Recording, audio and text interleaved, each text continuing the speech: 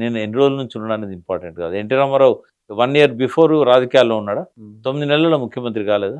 కాలం నిర్ణయిస్తుంది ఇవన్నీ. దానికి ఏమి అనుభవంతో కానీ, వయసుతో కానీ, డబ్బులతో కానీ దేంతో సంబంధం లేదు. మీరే చెప్తారు కదా, రేవంత్ రెడ్డికి అనుభవం లేకనే ఇటువంటి పాలన ఉందని చెప్పేసి ఆయన మరి. ముఖ్యమంత్రి కావడాన్ని నేను అప్రిషియేట్ చేశాను. ఉమ్, ఎవరికి రాని అవకాశం వచ్చింది, మంచిగా పరిపాలన చేయాలని అనుకున్నాం.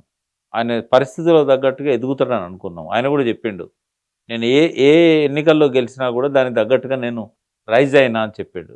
కానీ ముఖ్యమంత్రి స్థానానికి రైజ్ అయితలేడు ఆయన. ఆయన కావాల్సి ఉండే ఓ థింక్ ట్యాంక్ పెట్టుకోవాల్సి ఉండే.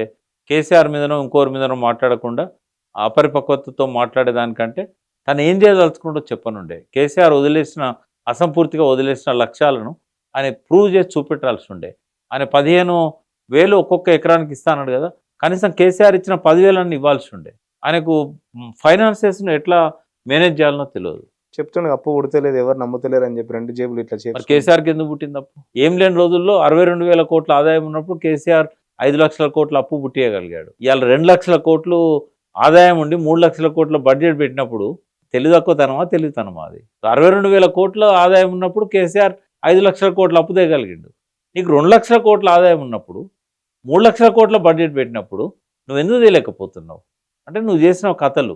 రియల్ ఎస్టేట్ కుదేలైపోయింది, దేనిలో కూడా రెవెన్యూ పెరుగుతలేదు. నీ అసమర్థత అది.